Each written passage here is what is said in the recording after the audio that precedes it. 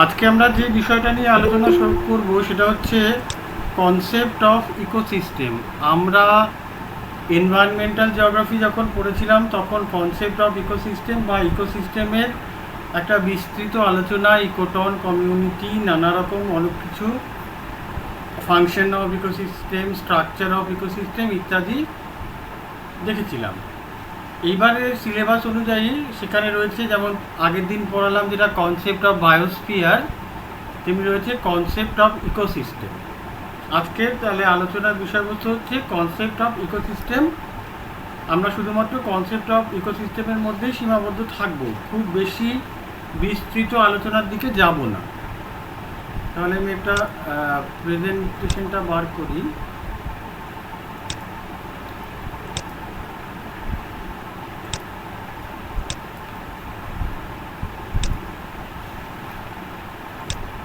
দেখা যাচ্ছে? আচ্ছা,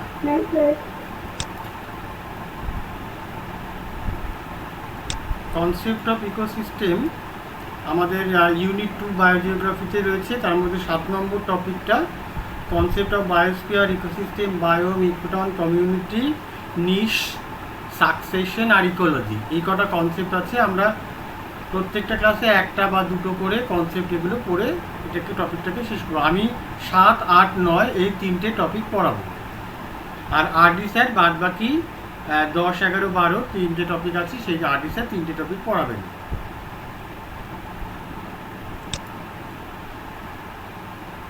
কনসেপ্ট অফ ইকোসিস্টেমে সব থেকে প্রথমে যার নাম করতে হয় তিনি হচ্ছেন এজি ট্যান্সলে বা আর্থার ট্যান্সলে। উনি বলেছেন যে কোনো একটা নির্দিষ্ট বসতি অঞ্চলে, এবার বসতি অঞ্চল মানে, বসতি অঞ্চল বললে আমাদের সবসময় ধারণা হয় যে মানুষের বসতি। এখানে বসতি সেরকম নয়।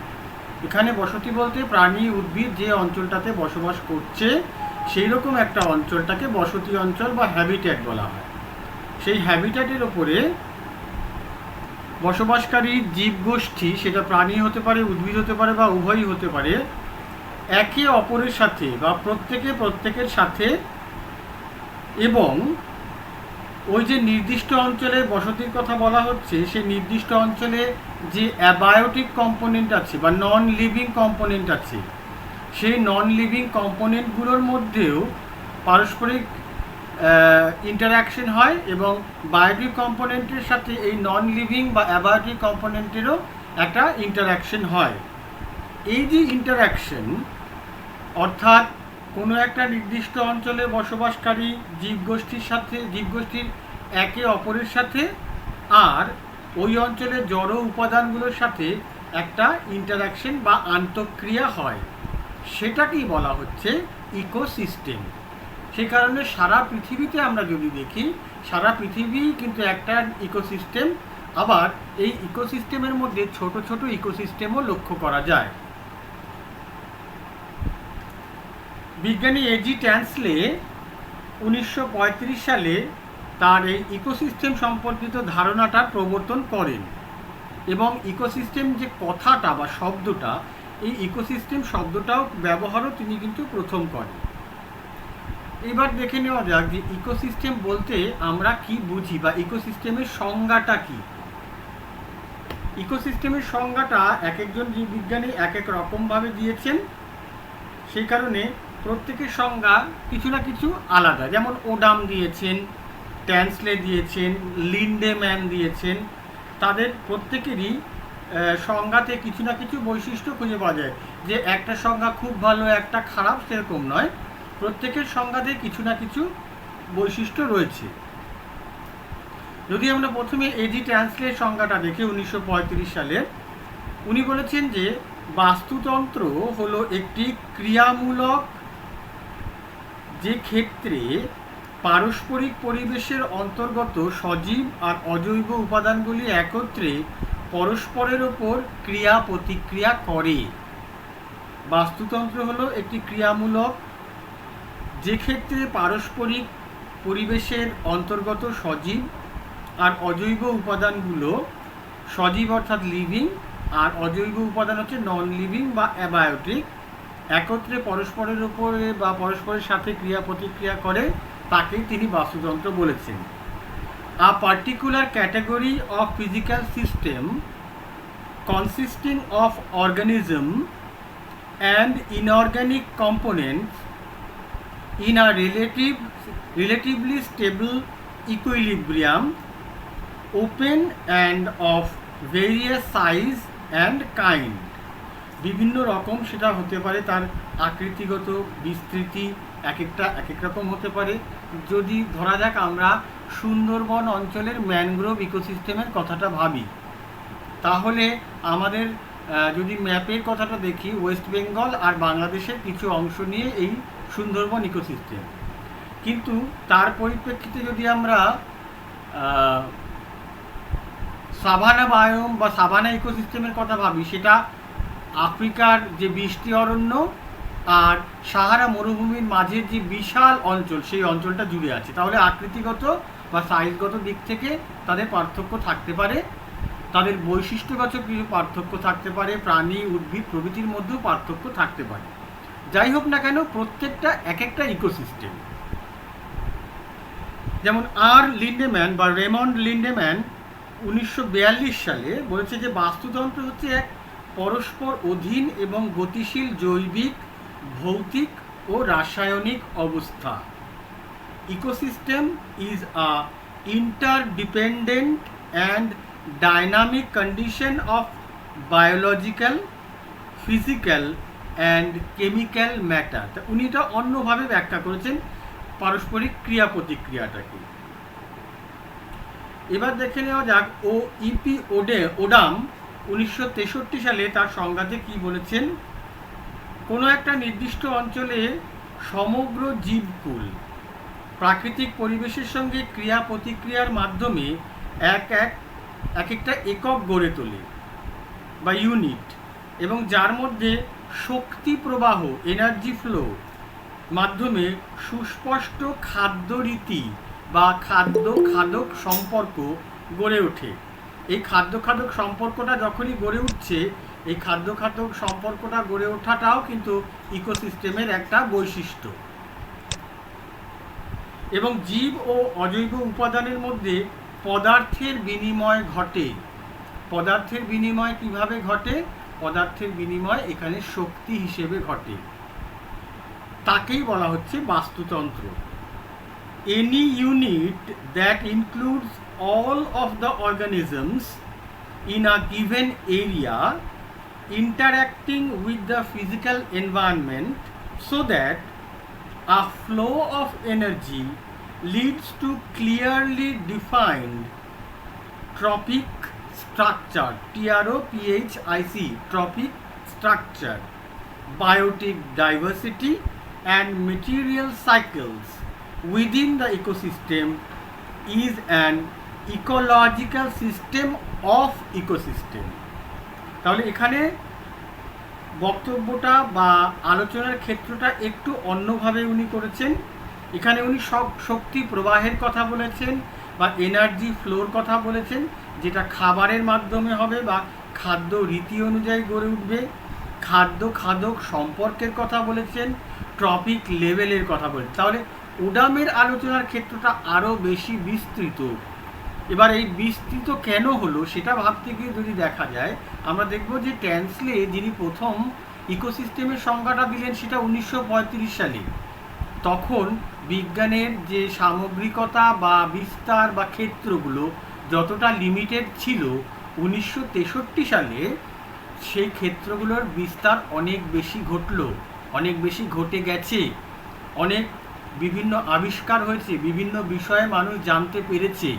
সেই কারণে ওডামের সংজ্ঞার সাথে আমরা ট্যান্সলের সংজ্ঞার একটা পার্থক্য দেখতে পাই।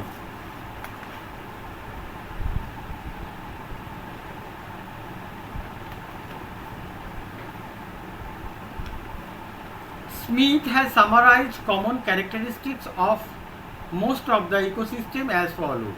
1966 সালে স্মিথ ইকোসিস্টেমের কতগুলো বৈশিষ্ট্যের কথা বললেন।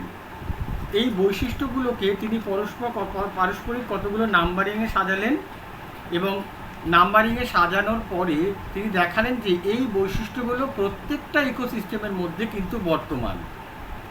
এই যে বর্তমান মানে সেটা কিছু ক্ষেত্রে একটু আধটু পরিবর্তনশীল, কিন্তু বেশিরভাগ ক্ষেত্রে দেখা যায় কোনো না কোনোভাবে প্রত্যেকটা ইকোসিস্টেমের মধ্যে এই 8টা বৈশিষ্ট্য লক্ষ্য করা যায়।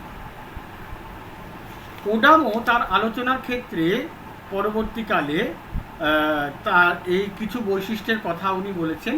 দুজনের মিলিত হয়ে যে বৈশিষ্ট্যগুলো সম্পর্কে আমরা ধারণা করতে পারি তার মধ্যে প্রথমটা হলো the ecosystem is a major structure and functional unit of ecology. যে বাস্তুরীতি, যে কোনো স্থানে যে কোনো সময় বাস্তুরীতি হলো জীবিত ও প্রাণীসমূহ এবং ভৌত পরিবেশের একটা যোগফল, একটা ফাংশনাল ক্যারেক্টার। দ্বিতীয়ত, the structure of an ecosystem is related to its species diversity in the sense that complex ecosystem have high species diversity. কোনো একটা অঞ্চলে, ভূপৃষ্ঠের একটা নির্দিষ্ট অঞ্চলে বিভিন্ন রকম ইকোসিস্টেম লক্ষ্য করা যায়। ইকোসিস্টেম যত কমপ্লেক্স হবে তার স্পিসিস ডাইভার্সিটি তত বেশি হবে, বা স্পিসিস ডাইভার্সিটি বেশি হলে অবশ্যই ইকোসিস্টেমটা একটা কমপ্লেক্স সিস্টেম হবে। যেমন ধরা যাক একটা, যদি আমরা ট্রপিক্যাল বা ইকুটোরিয়াল রেন ফরেস্টের কথা ভাবি, ইকুটোরিয়াল রেন ফরেস্টে নানা রকম গাছ এবং নানা রকম প্রাণীর সমাবেশ দেখা যায়। আবার যদি আমরা একটা ডেজার্ট ইকোসিস্টেম দেখি, তাহলে ডেজার্ট ইকোসিস্টেমে গাছের সংখ্যা কম, গাছের উপর নির্ভরশীল প্রাণী জগতের সংখ্যাও কম।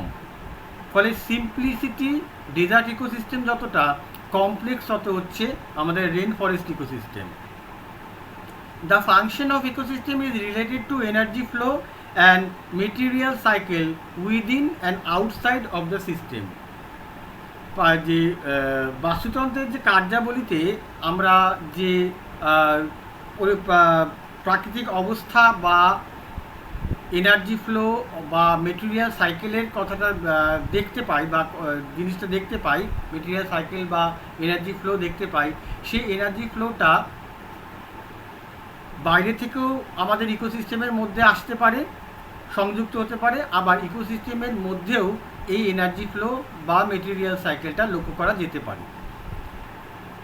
4 নম্বর হচ্ছে the relative amount of energy needed to maintain in ecosystem depends on it's structure.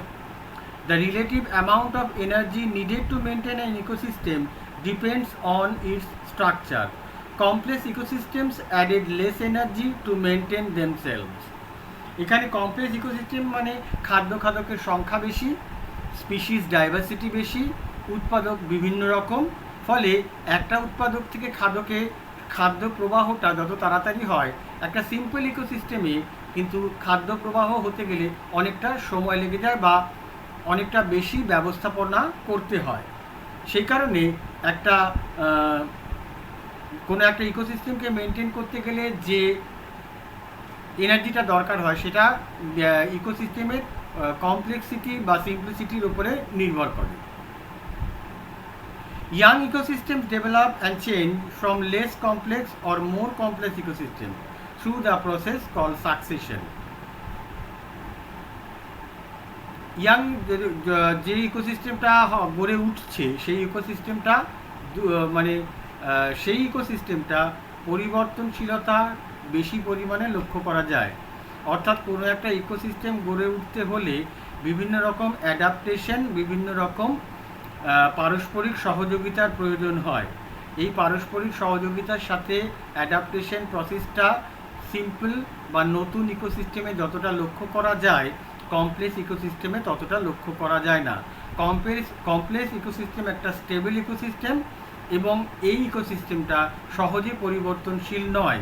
কিন্তু ইয়াং যে ইকোসিস্টেম সেটার মধ্যে যেহেতু সে গড়ে উঠছে, তার মধ্যে এইরকম অ্যাডাপ্টেশনের ব্যাপারটা বেশি লক্ষ্য করা যায়। অর্থাৎ ক্রমাগত পরিবর্তনের মাধ্যমে একটা কমপ্লেক্স ইকোসিস্টেম গড়ে ওঠে। Each ecosystem has its own energy budget which can not be exceed. প্রত্যেকটা ইকোসিস্টেমের একটা নির্দিষ্ট এনার্জি বাজেট থাকে, অর্থাৎ উৎপাদক থেকে খাদ্য পর্যন্ত শক্তির প্রবাহ, এবং সর্বোচ্চ খাদ্যকে পৌঁছানোর পর সেই শক্তির কিছু অংশ খনিজ লবণ হিসেবে আবার পরিবেশে ফেরত আসা, এই বাজেটটা কিন্তু প্রত্যেকটা ইকোসিস্টেম মেনটেন করার চেষ্টা করে। Adaptation to local environmental condition is the important feature of the biotic components of an ecosystem, failing which they might perish. এবার অ্যাডাপ্টেশন লোকাল এনভায়রনমেন্টের সাথে অ্যাডাপ্টেশন অবশ্যই কোনো একটা ইকোসিস্টেমকে টিকে থাকতে হলে তাকে অবশ্যই লোকাল এনভায়রনমেন্টের সাথে অ্যাডাপ্ট করে নিতে হয়, বা আরও বলা ভালো যে এনভায়রনমেন্টের বা পরিবেশের পরিবর্তনের সাথে সাথে এই অ্যাডাপ্টেশনটাকে করে নিতে হয়। যে ইকোসিস্টেম এই অ্যাডাপ্টেশনটা করতে পারে সেই ইকোসিস্টেমটা টিকে যাবে, আর যে ইকোসিস্টেম এই অ্যাডাপ্টেশনটা মেনে নিতে পারবে না সে কিন্তু পৃথিবী থেকে আস্তে আস্তে মুছে যাবে।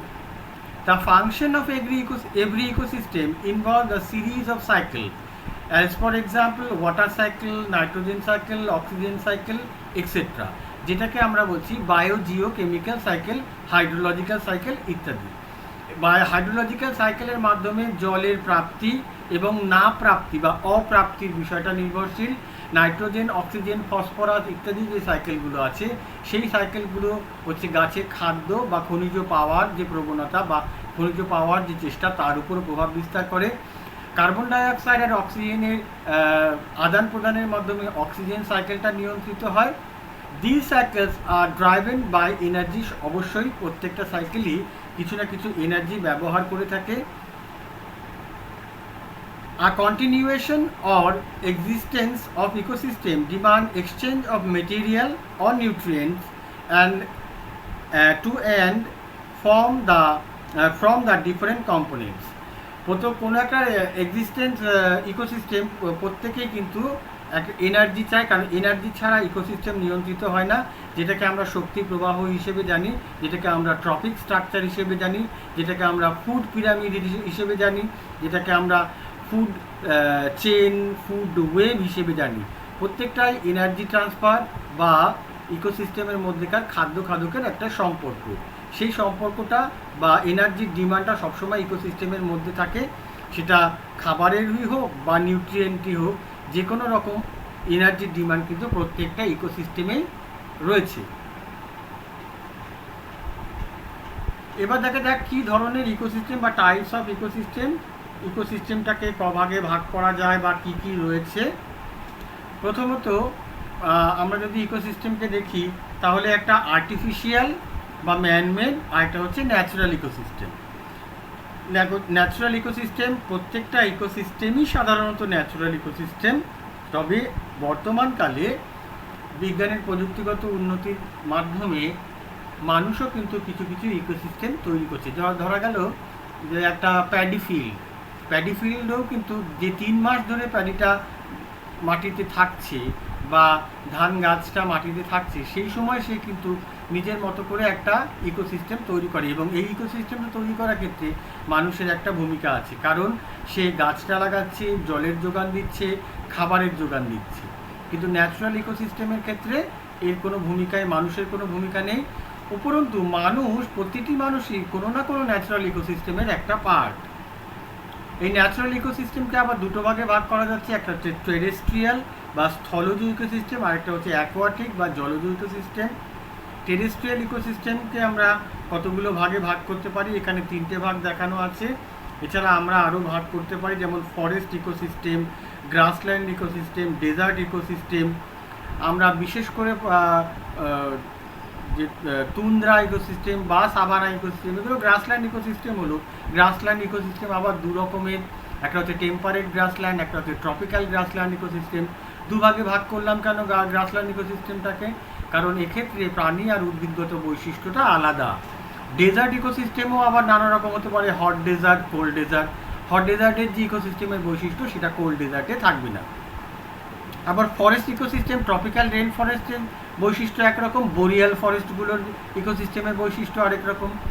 এইভাবে আমরা এক একটা ভাগকে আবার বিভিন্নভাবে ভাগে ভাগ করলেও করতে পারি। অ্যাকোয়াটিক যে জলজ যে ইকোসিস্টেম সেটা মেরিন আর ফ্রেশ ওয়াটার ইকোসিস্টেম দুটো ভাগে বিভক্ত। এবার এই মেরিন ইকোসিস্টেমটা আবার দু রকম হতে পারে, একটা যেটা ওপেন সি এরিয়াগুলো রয়েছে সেখানকার যে ইকোসিস্টেম, তার সাথে আমরা যদি সল্ট ওয়াটার লেকসগুলো যেগুলো আছে, যেমন ধরো কাস্পিয়ান সাগর, আরেল সাগর, এগুলোকে যদি আমরা লক্ষ্য করি তাহলে তাদের ইকোসিস্টেম আর ভারত মহাসাগর বা আটলান্টিক ওশান বা প্যাসিফিক ওশানের ইকোসিস্টেম কিন্তু অনেকটাই আলাদা। এই ফ্রেশ ওয়াটার ইকোসিস্টেম, নদীর ইকোসিস্টেম যেমন আলাদা, তেমনি আবার লেক এর ইকোসিস্টেম আলাদা, অর্থাৎ বদ্ধ জলাশয় আর প্রবাহমান জল, এই দুটোর ইকোসিস্টেম কিন্তু আলাদা। এই দুটো ইকোসিস্টেমকে আবার দুটো আলাদা নামকরণ করা হয়। একটা হচ্ছে লোটিক, যেটা হচ্ছে রিভার বা স্ট্রিম বা স্প্রিং ইকোসিস্টেম, আর একটা হচ্ছে লেন্টিক, যেটা হচ্ছে লেক, পন্ড আর সোয়াম্পের ইকোসিস্টেম।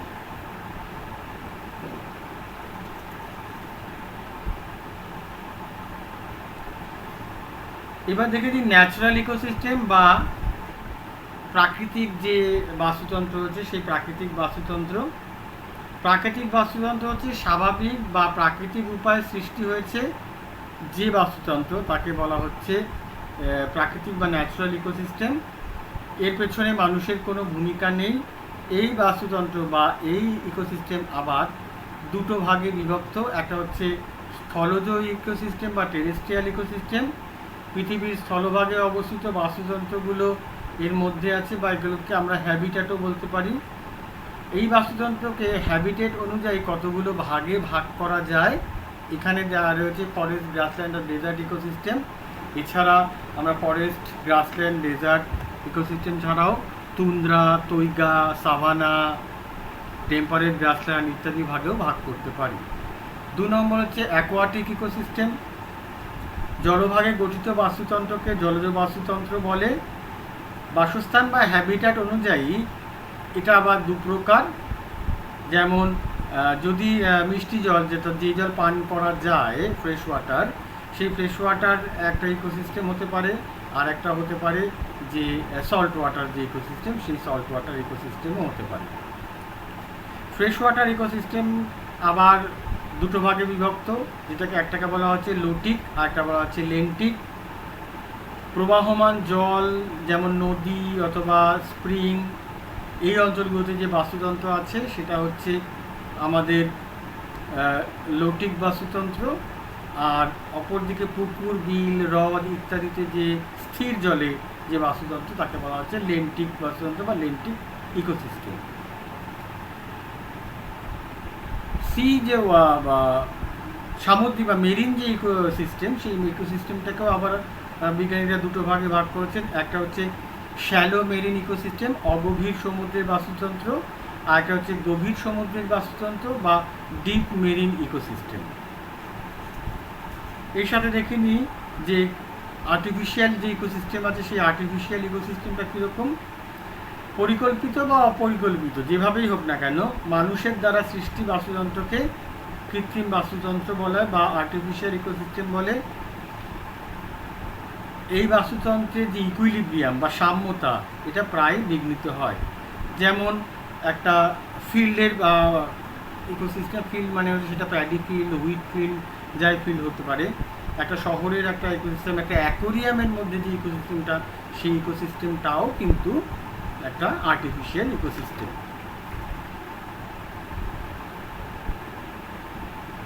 এবার দেখা যাক বেসিক স্ট্রাকচার অফ ইকোসিস্টেম, অর্থাৎ ইকোসিস্টেমের স্ট্রাকচারটা কীরকম হয়।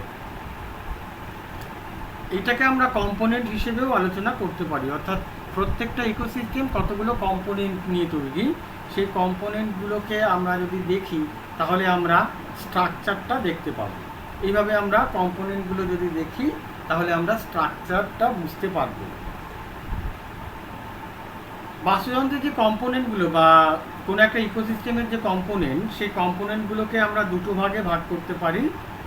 সে একটা হচ্ছে বায়োটিক আর একটা হচ্ছে অ্যাবায়োটিক। প্রথমে দেখেছি যে অ্যাবায়োটিক কম্পোনেন্টগুলো কী কী। অ্যাবায়োটিক কম্পোনেন্টগুলো যেটা নন লিভিং কম্পোনেন্ট, এগুলো হচ্ছে air, water, Sunlight, mineral salt, humus. এছাড়া যে মেটেরিয়ালগুলো কোনো একটা জীব বা ফেলে দেয়, বজ্র পদার্থ, সেইগুলোকেও আমরা এর মধ্যে ইনক্লুড করতে পারি। এর মধ্যে আবার এয়ার, টেম্পারেচার আর সানলাইটকে বলা হচ্ছে ফিজিক্যাল কম্পোনেন্ট। আর ওয়াটার, সয়েল, মিনারেল সল্ট, এই যে কম্পোনেন্টগুলো আছে সেইগুলো কম্পোনেন্টগুলোকে বলা হচ্ছে অর্গ্যানিক কম্পোনেন্ট। এই ফিজিক্যাল কম্পোনেন্টগুলো নির্দিষ্ট অঞ্চলে যেরকম বায়ু বা জল বা আর্দ্রতা, উষ্ণতা, এয়ার প্রেশার, সানলাইট প্রভৃতি দেখতে পাই, যেগুলোতে জীবের কোনো ভূমিকা নেই, সেরকম উপাদানগুলোকে বলা হচ্ছে ফিজিক্যাল কম্পোনেন্ট। গ্রিন প্ল্যান্ট সেই ফিজিক্যাল কম্পোনেন্টগুলোকে গ্রহণ করে তার খাবার তৈরি করার জন্য। এইগুলোই মেনটেন হয় প্রত্যেকটি বায়োজিওকেমিক্যাল সাইকেলের মাধ্যমে।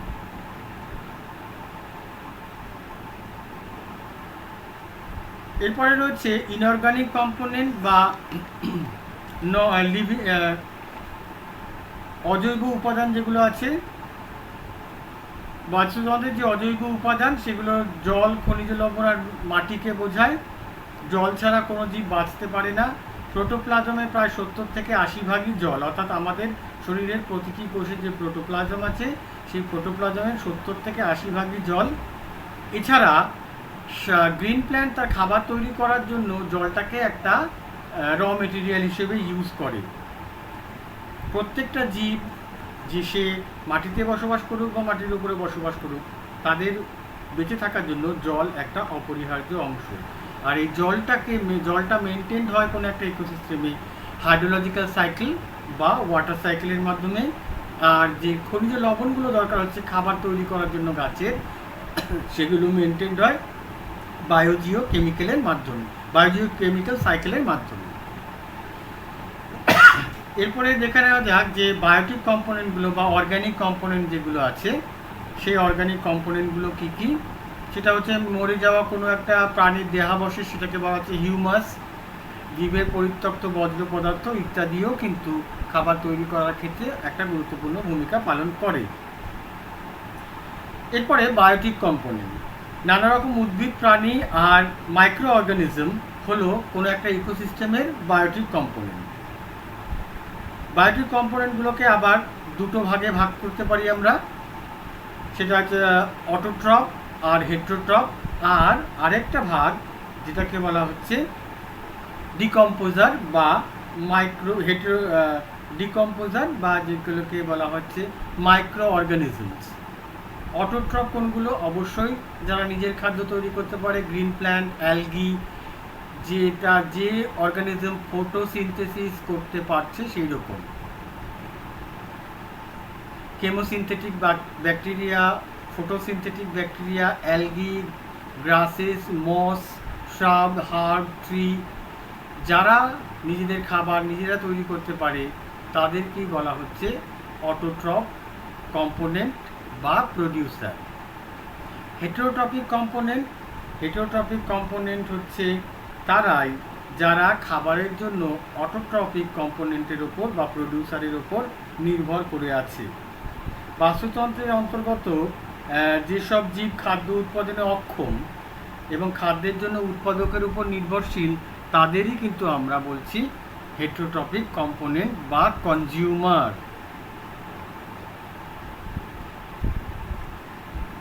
এই কনজিউমারকে আমরা আবার দুটো ভাগে ভাগ করতে পারি, একটা হচ্ছে মাইক্রো কনজিউমার, একটা হচ্ছে ম্যাক্রো কনজিউমার। মাইক্রো কনজিউমার কারা? ক্ষুদ্র জীব যারা কোনো একটা সময় বা কোনো একটা জায়গায় গিয়ে ডিকম্পোজারের ভূমিকা পালন করে। আর ম্যাক্রো কনজিউমার হচ্ছে বৃহৎ খাদক, অর্থাৎ যাদের সচরাচর চোখে দেখা যায়। ধরো একটা পোকামাকড়কে একটা ব্যাঙ খেলো, আমরা দেখতে পাচ্ছি, একটা ব্যাঙটাকে একটা সাপ খেলো, সাপটাকে একটা বাজ পাখি খেলো, সেটাতে কিন্তু আমাদের বলা হচ্ছে ম্যাক্রো কনজিউমার, এদের বলা হচ্ছে। এই যে ম্যাক্রো কনজিউমারকে আবার তিনটে ভাগে ভাগ করা যায়। একটা হচ্ছে প্রাইমারি কনজিউমার, যারা সরাসরি খাদ্যের জন্য অটোট্রপিক কম্পোনেন্টের উপর নির্ভর করে আছে, তাদের বলা হচ্ছে প্রাইমারি কনজিউমার। এটা হচ্ছে অ্যাকোয়াটিক হতে পারে বা এটা টেরেস্ট্রিয়াল হতে পারে, সেটা বিভিন্ন রকমের পোকামাকড় হতে পারে, যা তৃণভোজী প্রাণী হতে পারে, যা গ্রাস ইটিং অ্যানিম্যাল তারা হতে পারে ইত্যাদি। আবার সেকেন্ডারি কনজিউমার কারা, যে যারা খাদ্যের জন্য প্রাইমারি কনজিউমারদের উপরে নির্ভরশীল, তারা হচ্ছে সেকেন্ডারি কনজিউমার। আর টার্সিয়ারি কনজিউমার হচ্ছে যারা খাদ্যের জন্য প্রাইমারি আর সেকেন্ডারি দুটো কনজিউমারের উপরে নির্ভরশীল, তারা হচ্ছে টার্সিয়ারি কনজিউমার। টার্সিয়ারি কনজিউমারটা অনেক ক্ষেত্রেই সেকেন্ডারি কনজিউমারে কখনো হিসেবে দেখা যায়, আবার কখনো তাদের টার্সিয়ারি কনজিউমার হিসেবেও দেখা যেতে পারে।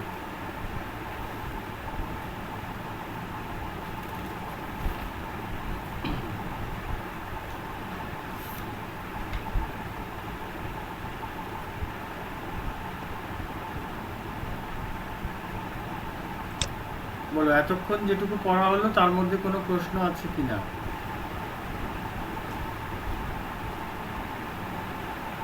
স্যার এই ম্যাক্রো কনজিউমারটা একটু আরেকবার বোঝাবেন, বুঝতে পারলাম না।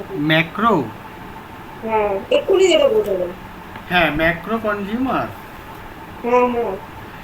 ম্যাক্রো কনজিউমার আর কনজিউমার যারা হচ্ছে তারা হচ্ছে হেটেরোটপিক কম্পোনেন্ট। প্রথমে এটা দেখে নিই যে আমরা কম্পোনেন্টগুলো বুঝতে পারছি কিনা। একটা হচ্ছে অটোট্রপিক কম্পোনেন্ট, বোঝা গেল এরা নিজেদের খাবার নিজেরা তৈরি করতে পারে, অর্থাৎ এরা ফটোসিনথেসিস প্রসেসটা জানে, কারণ এদের মধ্যে ক্লোরোফিল আছে। দ্বিতীয়ত হচ্ছে হেটেরোট্রপিক কনজিউমার। হেটেরোট্রপিক কনজিউমার হচ্ছে তারা যারা অটোট্রপিক কনজিউমারের ওপরে নির্ভরশীল। এবার এই হেটেরোট্রপিক কনজিউমার বিভিন্ন রকম হতে পারে, যেমন আমরা কাউকে কাউকে সচরাচর দেখতে পাচ্ছি, আবার কাউকে কাউকে দেখতে পাচ্ছি না, অথচ তারা কিন্তু কিছু না কিছু খাবার খাচ্ছে বা অটোট্রপিক কম্পোনেন্টের ওপরে নির্ভর করে রয়েছে। তাদের বলা হচ্ছে, যাদের আমরা সাধারণত পরজীবী বা পরভোজী বলে, পরভোজী, এগুলোকে বলা হচ্ছে মাইক্রো কনজিউমার, অর্থাৎ এরা হচ্ছে ক্ষুদ্র খাদক। এই ক্ষুদ্র খাদকদের সচরাচর চোখে দেখা যায় না, তবে এদের উপস্থিতি কিন্তু ইকোসিস্টেমে আছে। এর থেকে সামান্য একটু বড় তারা হচ্ছে তাদের খাদ্য হিসেবে গ্রহণ করে। যেমন আমরা বুঝতে পারি যদি ফাইটোপ্ল্যাঙ্কটন আর জু প্ল্যাঙ্কটনের কথা ভাবি। প্ল্যাঙ্কটনটা এতই ছোট যে তাকে চোখে দেখা যায় না, সেটা হচ্ছে ফাইটোপ্ল্যাঙ্কটন। ফাইটোপ্ল্যাঙ্কটন হচ্ছে ক্লোরোফিল যুক্ত প্ল্যাঙ্কটন, যে সমুদ্রে ভাসমান অবস্থায় খাবার তৈরি করে নিতে পারে ফটোসিনথেসিস বা সালোক সংশ্লেষ প্রক্রিয়ার মাধ্যমে। এই ফাইটোপ্ল্যাঙ্কটনকে চোখে দেখা যাচ্ছে না, অথচ তার উপস্থিতি রয়েছে। এই ফাইটোপ্ল্যাঙ্কটনকে আবার খাবার হিসেবে গ্রহণ করে জু প্ল্যাঙ্কটন। তাহলে জু প্ল্যাঙ্কটন হচ্ছে আমাদের মাইক্রো কনজিউমার। এবার জু প্ল্যাঙ্কটনকে যখন কেউ খাবার হিসেবে গ্রহণ করছে, সে কিন্তু হয়ে যাচ্ছে ম্যাক্রো কনজিউমার, অর্থাৎ জু প্ল্যাঙ্কটনের সাইজ ফাইটোপ্ল্যাঙ্কটনের থেকে একটু বড়। সেই কারণে জু প্ল্যাঙ্কটন ফাইটোপ্ল্যাঙ্কটনকে খাবার হিসেবে গ্রহণ করতে পারে। কোনো একটা ছোট মাছ যখন জু প্ল্যাঙ্কটনকে খাচ্ছে, তখন সে ম্যাক্রো কনজিউমারে পরিণত হচ্ছে, কারণ তাকে চোখে দেখা যাচ্ছে বা আমরা তাদের উপস্থিতি বুঝতে পারছি। যদিও ফাইটোপ্ল্যাঙ্কটনের উপস্থিতি বোঝা যায়, কারণ মাছের সমাগম যেখানে আছে সেখানেই আমরা জানি জু প্ল্যাঙ্কটন আছে, আর জু প্ল্যাঙ্কটন যেখানেই আছে সেখানে অবশ্যই একটা ফাইটোপ্ল্যাঙ্কটন আছে।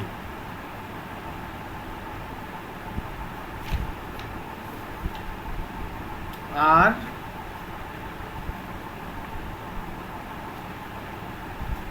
এগুলো তো মোটামুটি পড়া আছে, ছোটোবেলাতেও কিছু পড়া আছে। কনসেপ্ট অফ ইকোসিস্টেমে ইকোসিস্টেমের স্ট্রাকচার, ফাংশন, এইটা বেশি কাজে লাগবে।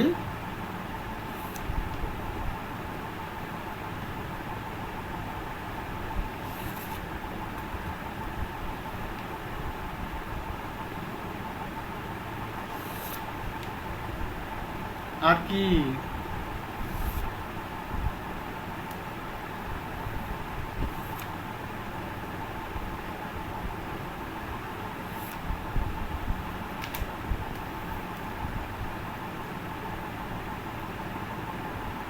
ভালো করে পড়বে, ইকোসিস্টেম আর ইকোলজির মধ্যে পার্থক্য।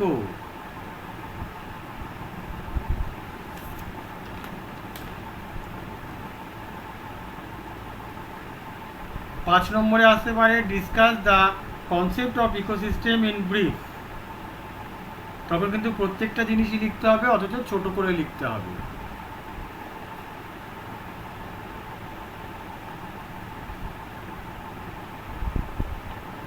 কালকে যে স্টাডি মেটেরিয়ালটা পাঠিয়েছি সেই স্টাডি মেটেরিয়ালগুলো পড়া হয়েছে?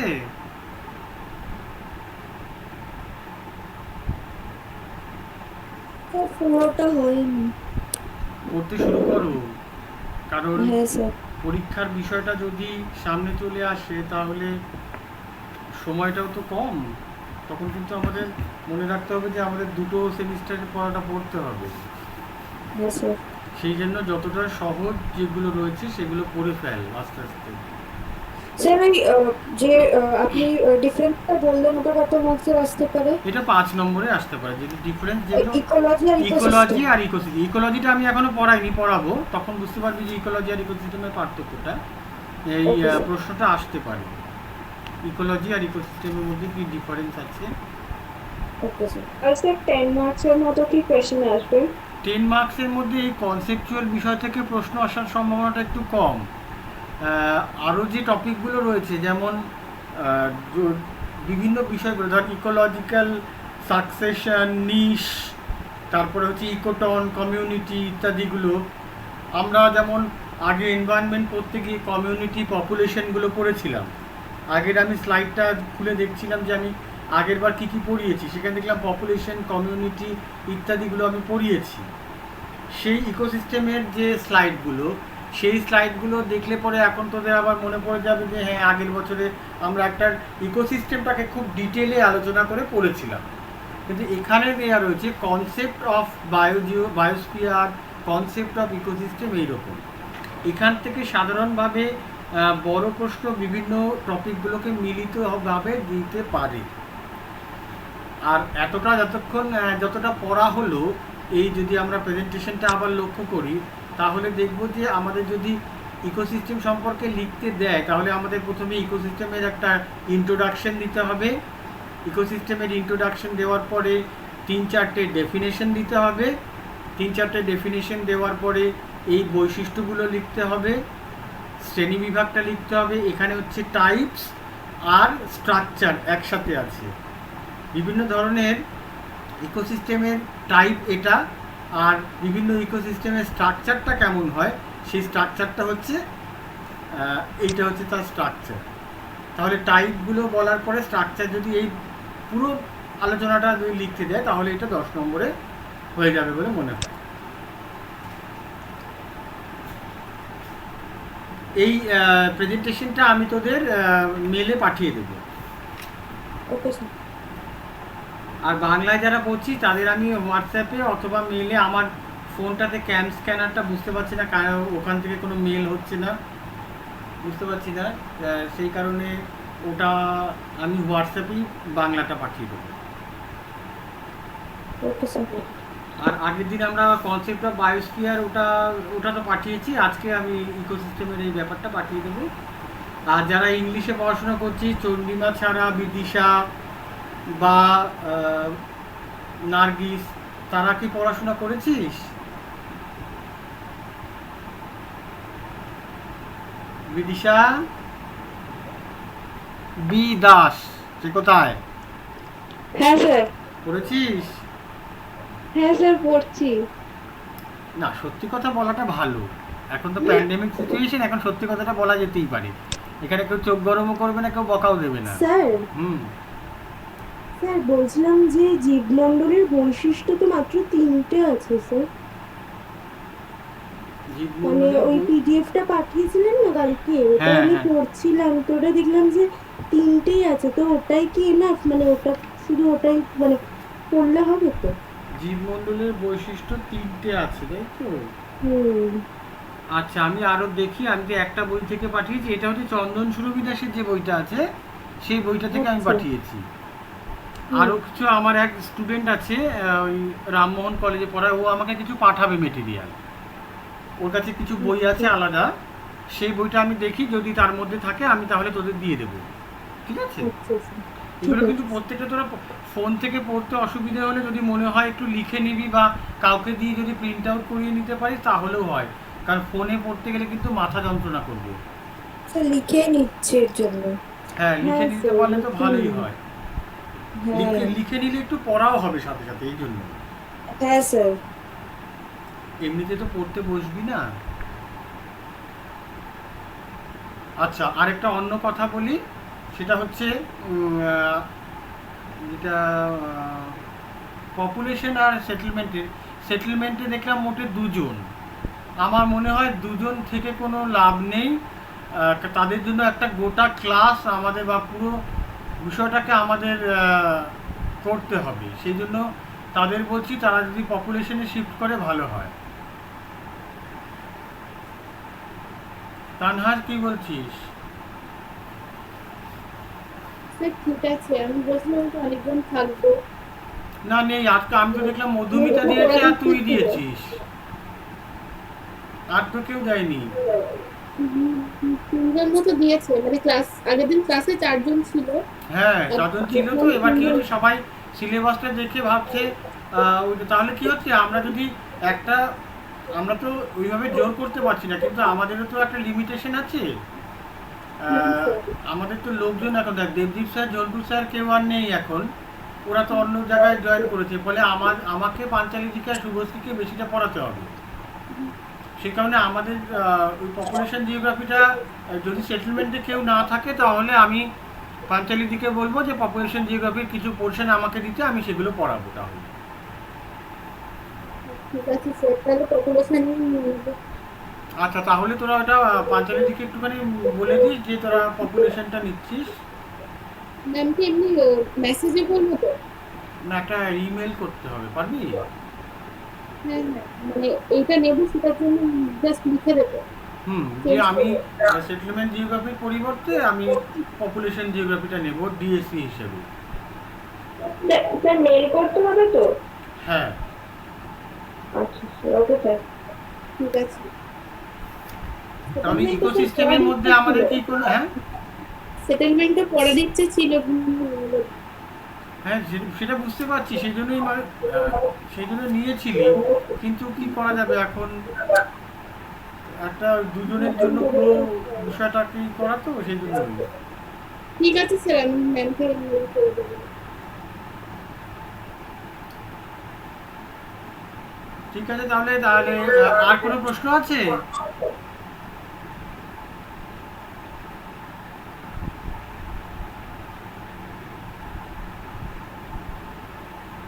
আর কোনো প্রশ্ন যদি না থাকে তাহলে